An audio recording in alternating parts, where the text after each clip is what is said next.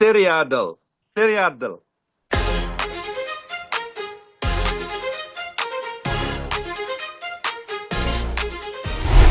Hello, ladies and gentlemen. As promised, this gentleman has given me a time, and Proteas squad have announced Dale gave a 15, and I accepted it. Out of which 13 were right, 2 were missed out. I'm going to throw a googly to Tailstead to see how does he rate his squad, who is lucky to get in, who is unlucky to miss out. Delo, all yours. Please give your thoughts.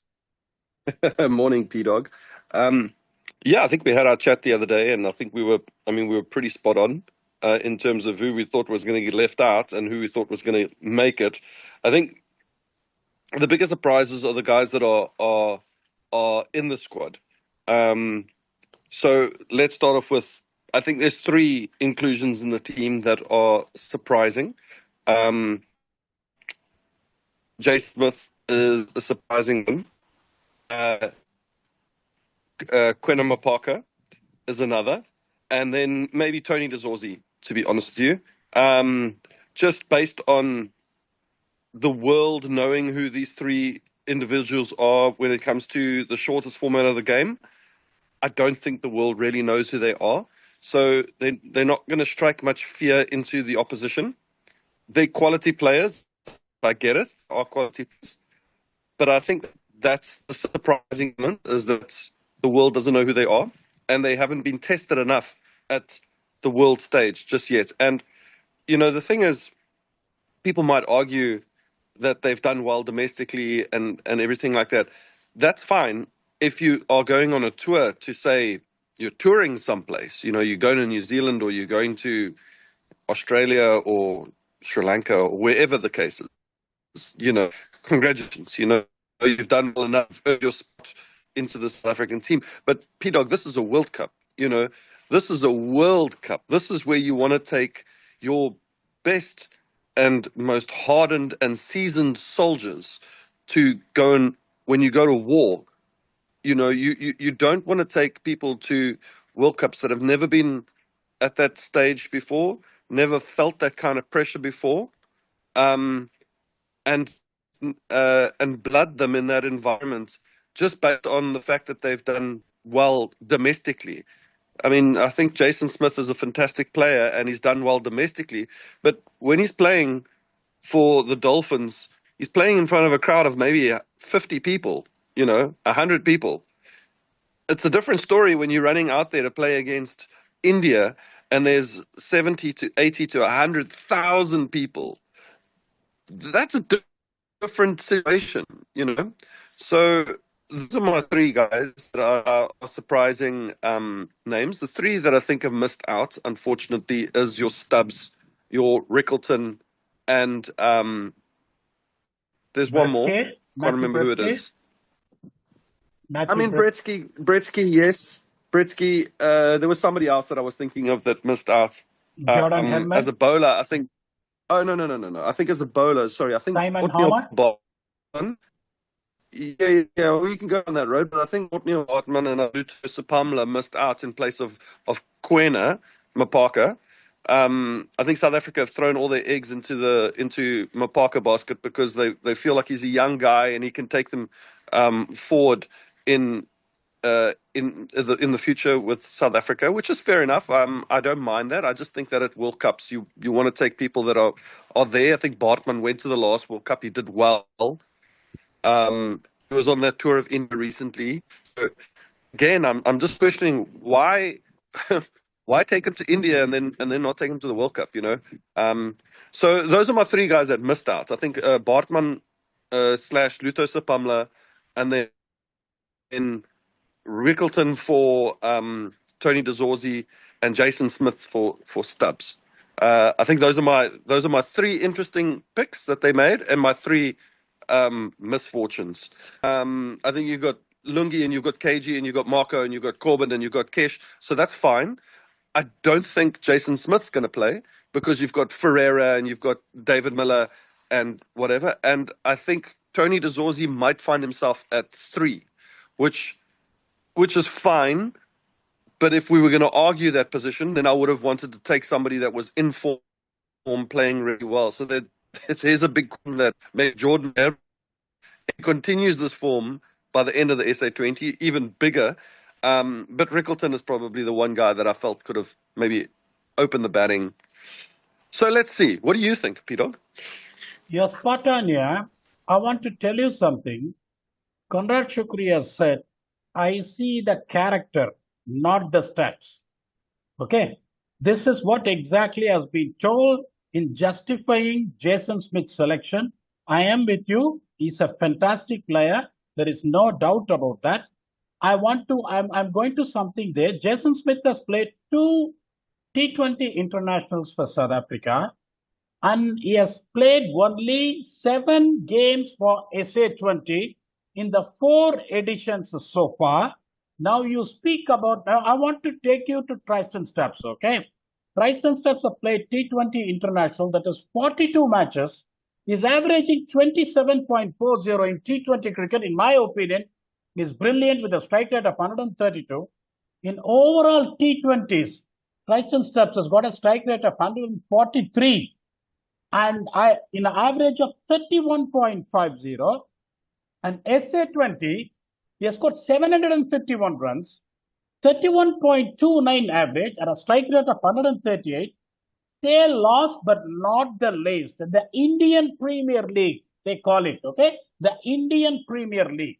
705 runs at an average of 41.47 and a strike rate of 163.19.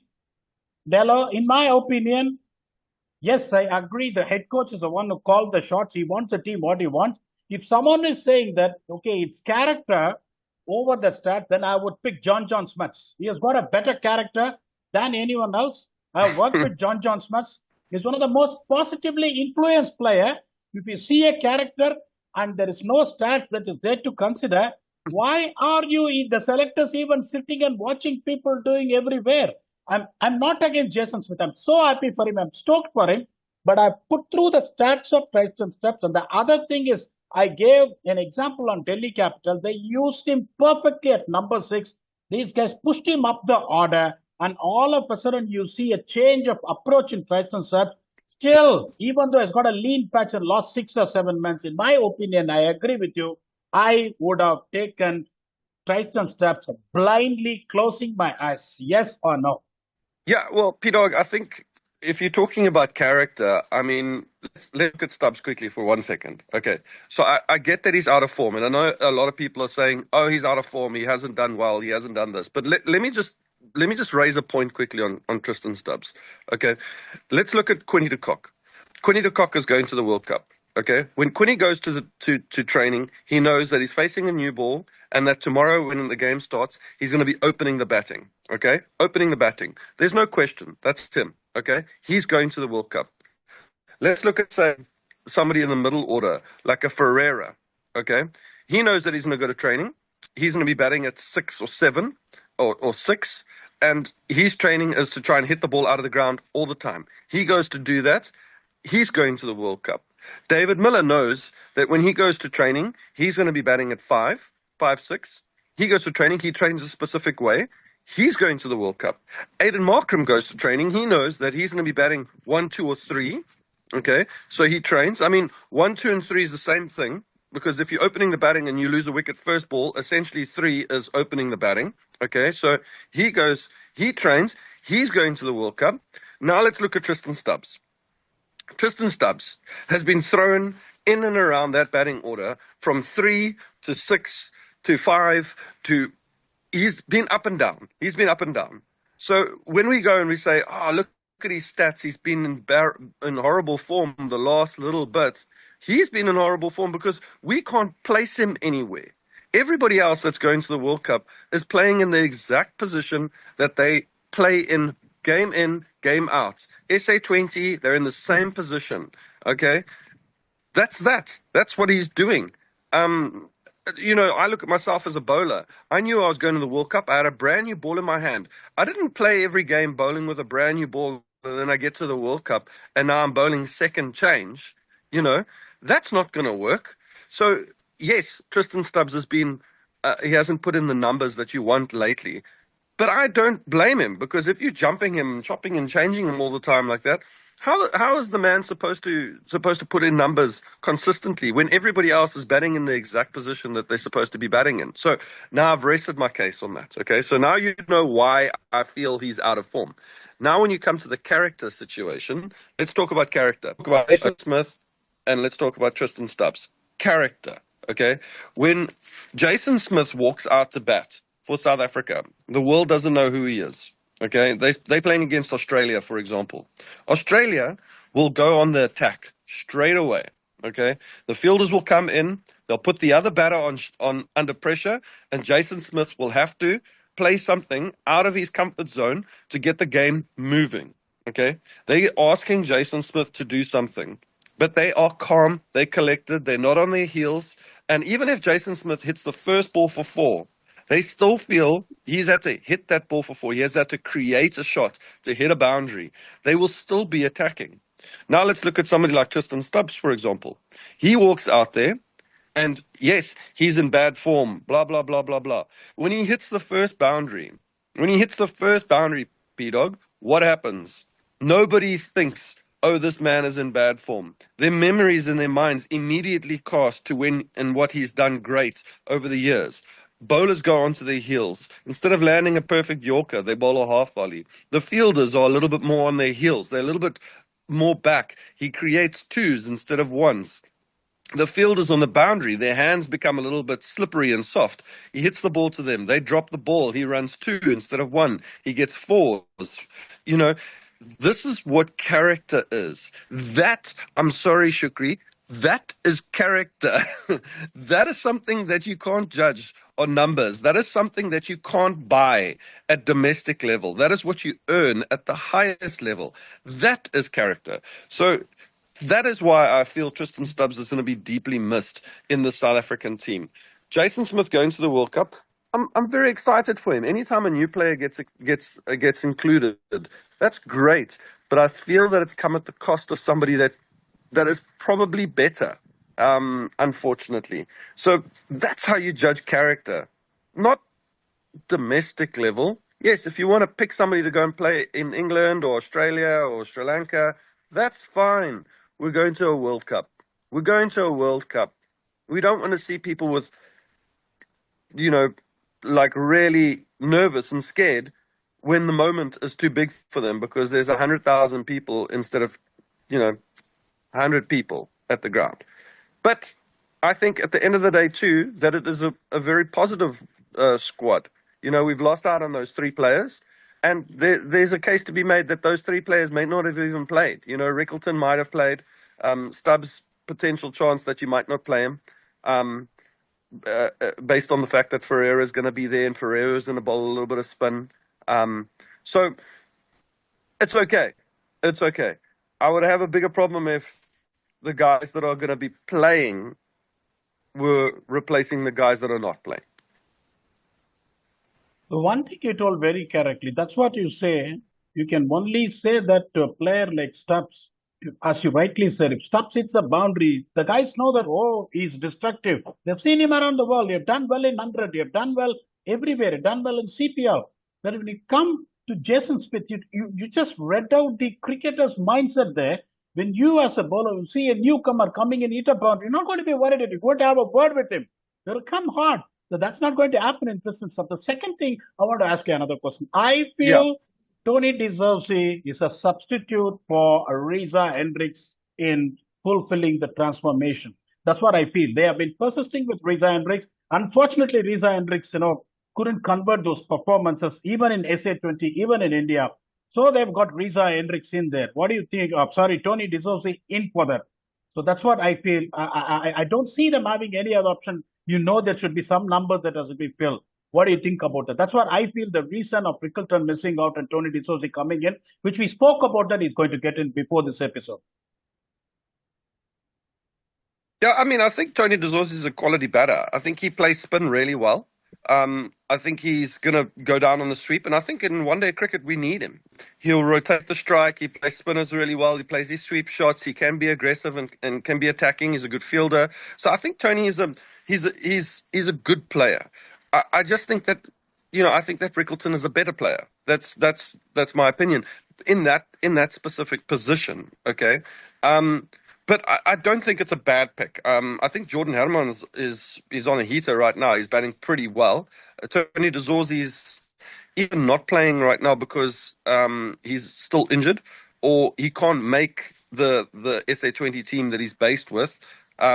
Which is, if that's the case, it's strange that he's going to the World Cup. But but I think he's a good player. Pdogg, I think he's more than capable. I think he's a handy player.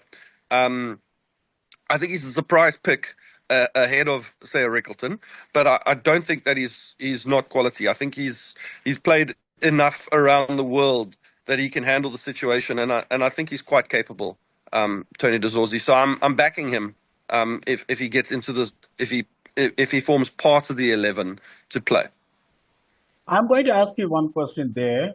I want your thoughts on that. I expect Tony de Zorzi to get into the playing 11. My playing 11, I feel, is this. I want your advice. That's going to be Tony de Zorzi, Quinton de Kock, Aaron Markham, Dewald Brevis, David Miller, Donovan Ferreira, Marco Jansen, Corbin Bosch, Keshav Maharaj, Kagiso Rabada, and Lungi Engidi. The guys I feel will be out will be Jason Smith, Anrich Nortje, Quena Mapaka, and probably it's going to be between Corbin Bosch and George Linde. Or do you have any second thoughts on the playing 11, what I've just read out? Please give me your expertise. No, perfect playing 11, and then I think it would be a toss up between Corbin Bosch and George Linde playing, or sometimes even a toss up between Keshav Maharaj and George Linde playing. I think George Linde actually out bowled Kesh in India in the 2020 series that we saw that South Africa lost, and I don't know, Pdogg, maybe I'm speaking too much about it, but I feel like Shukri picks the players that he wants. I know that recently he said it's not about him, it's about the team, but he is picking the players that he wants. So it is a little bit about him. And a lot of these players are coming from the Cape area. All players that have worked with him and under him before, De Zorzi's down here, George Linde's down here. We see Kyle Verreynne in the test squad. He's a very good batter. Don't get me wrong, he's a very good batter. Are there better players? Maybe, but he's a very good player. I don't take it away. I'm just saying these are a lot of players that we see coming from the Western Cape. The Cobras representing the Proteas right now, purely based on Shukri. So. But they're good players. George Linde is a very, very good player. So I feel like some of those guys, when it's a 50-50 call, he's going to lean towards the guys. Jason Smith is another guy that comes from the Cobras. Cape Town, although he's playing at the Dolphins right now, he played with Shukri, with Ashwell, who's the batting coach, has worked a lot with these guys. So there is an influence there that where they've got to make a 50-50 call, they're going to push towards the guy that they know personally and they've shared a dressing room with, as opposed to the guy that they know has been out there and done it before. Della, I'm going to put you in a fix now. If you said that you agree with the playing 11, I leave it to you, and you said that more or less it's going to be the same, just expect that one change. Now, when I see that playing 11, what that is in store for us, somehow, I'm not speaking, anything negative here. I'm talking about being realistic. It is going to be the sudden group of that where you got Afghanistan, you got New Zealand, and then you're clubbed with Canada and United Arab Emirates. Afghanistan in India is a team you can never take them off. They're going to choke you with spin. New Zealand has always been a nemesis in the ICC World Cup. I'm slightly worried because I feel when I see this batting order, I'm not sure about how good these guys are going to play spin. Point number one. Second thing is, my opinion, I want you to add on. Kagiso Rabada has not been the same of late in T20s. Corbin Bosch is a good bowler, but will go for 40. And then you've got two defensive spinners, that is Maharaj and Linde, if they play. There's no wicket-taking spinners. And Marco Jansen is the only guy who's bowling with steam. And you've got a guy like Lungi Engidi. He's not a wicket-taking bowler. He's going to be a defensive bowler bowling more slower deliveries on a pitches it's going to be true. I'm slightly worried. The semi-finals, in my opinion, looks further from the distance here. As even though I'm wearing this T-shirt, as a supporter, I would say South Africa is going to win. Whatever little I know, when I see this team, when I see the combination, the grounds where they're going to play, I feel the semi-finals a little bit further away. Please give me your thoughts. I think South Africa is going to have to try and find a way to win, certainly. You know, they don't have that mystery spinner, which is a wicket-taking spinner in, say, Shamsi. And I can't think of another one in the country that's like a mystery spinner. Obviously, I think Simon Harmer is our best spinner. So I think he would have bowled more attackingly and he would have bowled more aggressively. That's not to say that Kesh can't do that, or George Linder can't do that. But Kesh wasn't at his best recently in India. So I'm just a little bit worried. I'm hoping that, you know, this SA20 he'll find some form. The only concern I have with Kesh is that Kesh is the captain of the Pretoria Capitals, and you know, being the captain of a team, you can sometimes fall into the trap that you bowl yourself at the easiest times. You know, he'll bowl the 7th over outside of the power play. He'll bowl the 9th over, for example. If a wicket falls in the middle, he'll bring himself on and bowl that next over to kind of get out of the game. So he might only have one over in the whole SA20 in a game that he's putting himself under pressure. When you go to the World Cup, every over you're under pressure. So I feel like maybe Shukri or somebody should get a word in with him and say to him, try and bowl the tougher overs a little bit more. Try and be a little bit more aggressive in getting wickets, because I saw Simon Harmer bowl in the power play the other day. You know, he was aggressive. He's bowling in the power play. He's trying to take wickets. It's difficult to bowl in the power play, Pdogg. There's only 2 fielders outside the ring. You've got to have a lot of confidence in your bowling to be able to do that as a spinner. I've seen him bowl in the middle and at the death. So he straight away is telling me that he's South Africa's best spinner. So he will find a way to take wickets. I want to see Kesh do that in this SA20. If he can overcome that hurdle, by the time we get to the World Cup, I think he'll be a better bowler. And I think that when he's put into a difficult situation in the World Cup, he'll be able to respond better and take wickets. So I'm hoping that he does that. And then from a batting point of view, yeah, we're going to face a lot of spin, especially from Afghanistan. I just hope that when we do play against them, that our bowlers, our quicks especially, because remember, on the flip side, I don't think that Afghanistan play tall fast bowlers really well. And our fast bowlers are tall and they've got a lot of pace and a lot of swing and a lot of bounce about them. So it's going to be a fight between who of the batters can score the most runs. You know, if we bowl Afghanistan out for 150, we've got to go out there and we've got to hustle to get that 150 from their spinners. So it's going to be hard work. New Zealand is a good team. I think they come at us with good game plans. They're very basic in terms of their batting, very simple plans, similar to us. So again, it will be a fist-on-fist kind of fight to see who wins that game. And then you were talking about KG Rabada. Look, KG Rabada is one of the best in the world. He's coming back from a bit of an injury right now.